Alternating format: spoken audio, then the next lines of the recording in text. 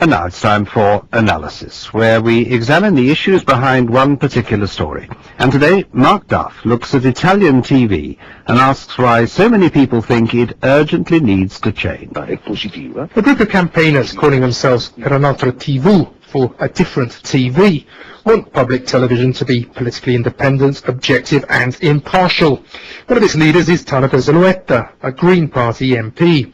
She says it's hard to overstate the importance of television in Italy. This is a television-obsessed country. Television is on in every home at meals. Television is on in many restaurants when people... So television is really decisive in defining reality in this country. The average Italian watches at least 4 hours of television a day. For most Italian families, TV is culture. Paul Ginsberg of Florence University says it plays a key role in shaping the country. Critics blame the dreadful quality of many programmes on the dominance of the two big blocks that between them account for 85% of terrestrial television audiences. Public broadcaster RAI and Mediaset, the Milan-based company owned by Silvio Berlusconi, Italy's Prime Minister for 5 years before his defeat in April's general election. Tana Zulueta says that between them they stifle the emergence of any creative alternative. Between the two, they've sewn up the market. So if you want to sell a programme in Italy, you've got to agree on the price for those two. And that means that quality has slipped because there's no longer real competition. The impact of that concentration of ownership on entertainment programmes may be bleak. Its effect on television news, the source of most people's information about their own society, is, says Paul Ginsberg, extremely worrying. The consequences of this structure are dire indeed, because we don't have a tradition in this country, in Italy, of autonomous television. And seeing as television is really one of the major players in modern democracy, that means that if we have no real independence, then Italian democracy is the poorer as a consequence. The evening news on Rete 4, one of Mediaset's 3 nationwide channels, often ridiculed for its slavish loyalty to the views of its owner, Silvio Berlusconi. The news on the public broadcaster RAI is, though, in its own way, just as bad, hamstrung by decades of being the plaything of the politicians who control it, and unable to escape the straitjacket of conformity that goes with that.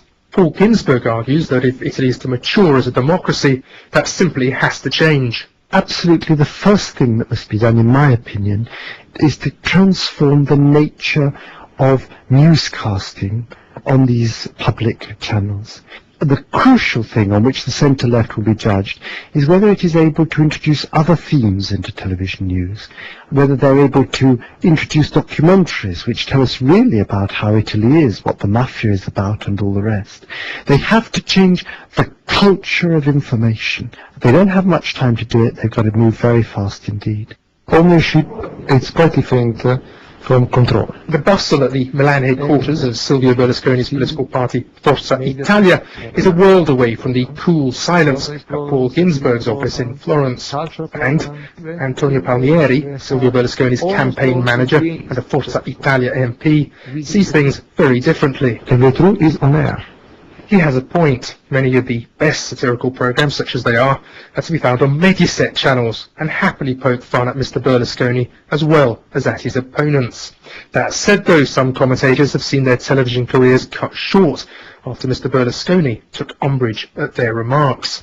What worries Antonio Palmieri today is what he sees as the hidden political agendas of the men and women who produce the news.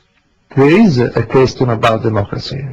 But the question is that almost all the journalists are leftists, and this is the question, not the question of ownership. If it was true that there is a danger for the democracy, how can left win the election? Regional election, European election, national election? How? Since then, the centre-left government of Romano Prodi has said it wants to promote competition and change a law which critics say gives Mediaset an unfair advantage. Paul Ginsberg draws a parallel between the way Mr. Berlusconi operates even now after his election defeat and the propaganda wizardry of Italy's fascist dictator Benito Mussolini. He hasn't got black-shirted men with big clubs ready to knock you over the head if you don't agree. His regime was based on something in many ways more subtle and more insidious.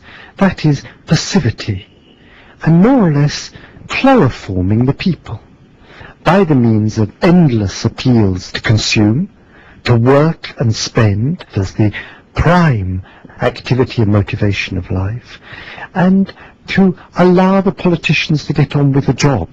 Well, that's very dangerous in a democracy. For his part, Romano Prodi may well want to change the face of Italian television, but with an in-tray full of other pressing challenges, he could yet decide that a battle over an issue so close to Mr. Berlusconi's heart could be a bridge too far. Mark Duff in Milan.